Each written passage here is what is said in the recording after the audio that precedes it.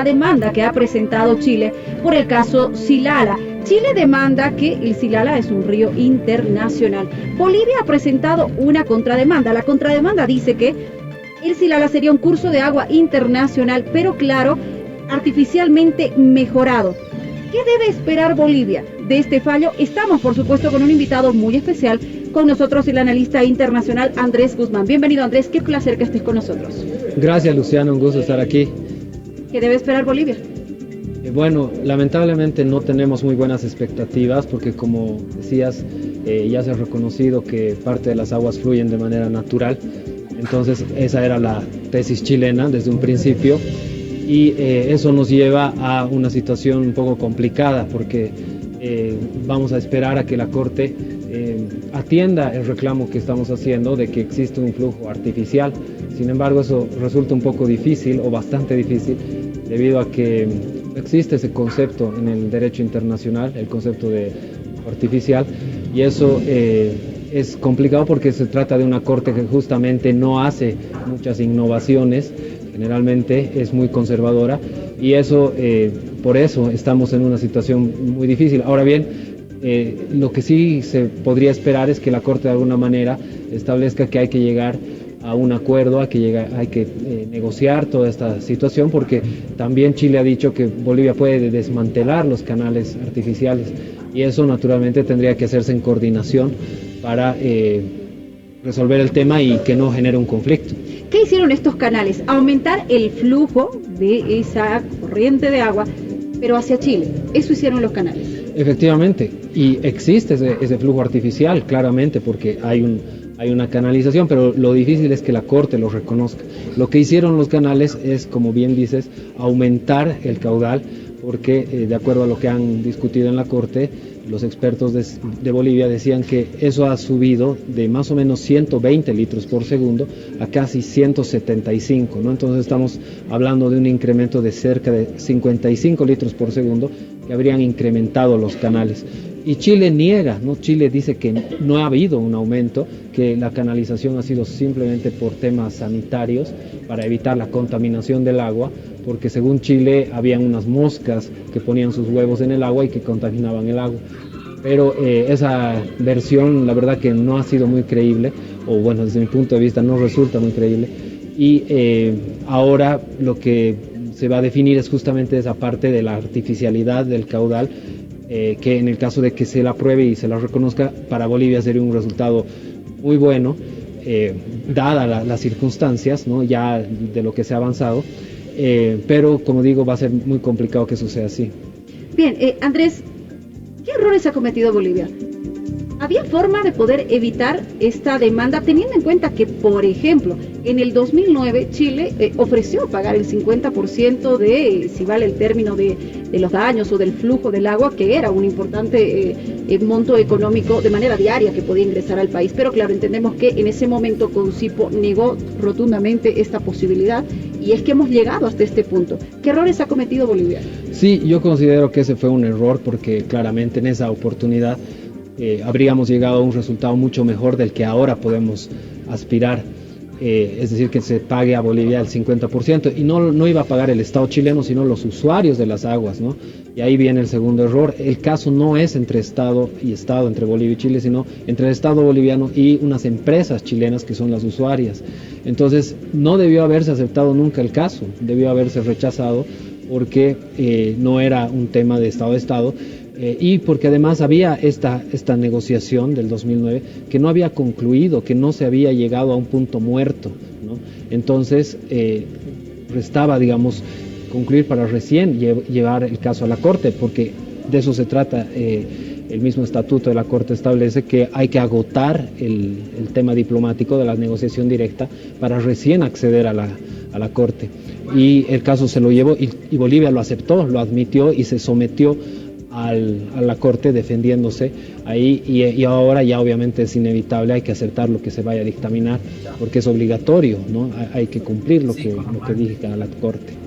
La estrategia que ha utilizado Bolivia, si tú la conoces, me gustaría conocer más detalles de la misma, o es que realmente no se conoce la estrategia con la que hemos ido el equipo jurídico que nos ha representado, tal vez no ha puesto en claro para la población la estrategia utilizada frente a la Corte Internacional y frente a Chile. ¿Habrá sido la más correcta?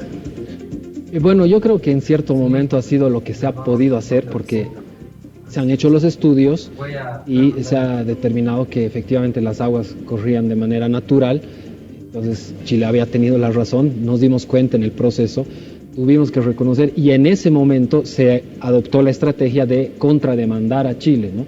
Y pedirle a la Corte que establezca que Bolivia tiene soberanía sobre los canales artificiales y los sistemas de drenaje y que puede decidir si mantenerlos o no.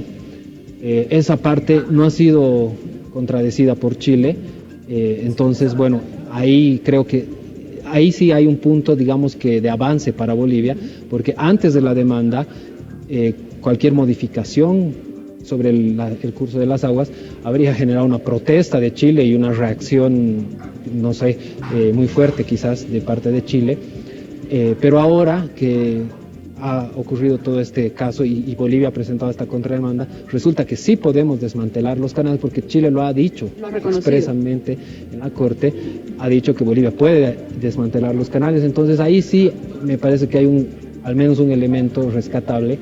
Estamos mejor que antes porque sí podemos desmantelar los canales y en ese sentido, en algún momento, si es que se plantea esa situación, bueno, pues se podría incluso tal vez negociar, porque claramente a Chile le conviene mantener las cosas como están, que el agua siga fluyendo y no tener que hacer otros trabajos para extraer las aguas, porque ellos dicen, pueden desmantelar las aguas porque de todas formas nos va a llegar, igual. Menos, pero va a llegar.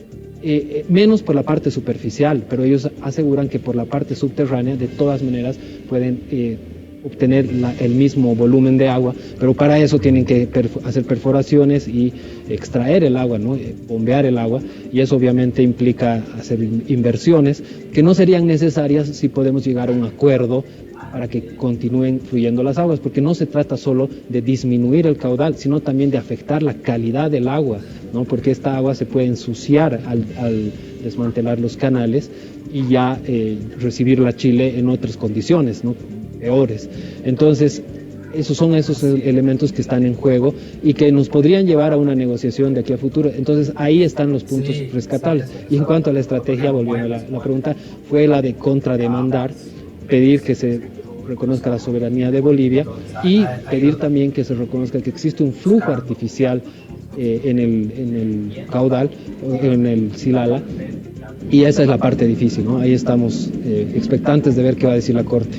A ver, yo mencionaba hace instantes lo que sucedió en el 2009, Andrés, con esta propuesta o este resarcimiento, si vale el término, que pretendía pagar Chile con el 50%. Ahora esto ya no es viable, ya no está dentro de las posibilidades, me parece que es un 30% una de las posibilidades, pero por ejemplo con CIPO está solicitando el 100%. O sea, que Chile tiene que asumir este 100%, sobre todo por afectaciones al tema de la tierra, los bofedales, la naturaleza de ese sector, que evidentemente, según manifiestan estos sectores, han perdido y han sufrido los daños a raíz de esta canalización que dejó mayor torrente para Chile y menor para Bolivia. ¿Ese resarcimiento será factible, será posible? ¿Es positivo que esté dentro de esta posibilidad? Definitivamente no va a estar, porque no se ha pedido eso en la Corte. Lo que Bolivia ha pedido es un resarcimiento por la parte artificial, ¿no? Posibles resarcimientos, además dicen, ¿no? Posibles compensaciones. Entonces, lo máximo que podemos aspirar es que la Corte reconozca que existe un caudal artificial y a partir de eso podríamos esperar una compensación por esa parte del caudal que, como bien dices, llega hasta máximo el 33%, porque eso depende de la revitalización de los bofedales, ¿no? Los bofedales conforman, o sea, un humedal en altura que es vegetación que está alrededor del agua, y en la medida en que eso se revitalice, se recupere, menos agua le va a llegar a Chile, ¿no?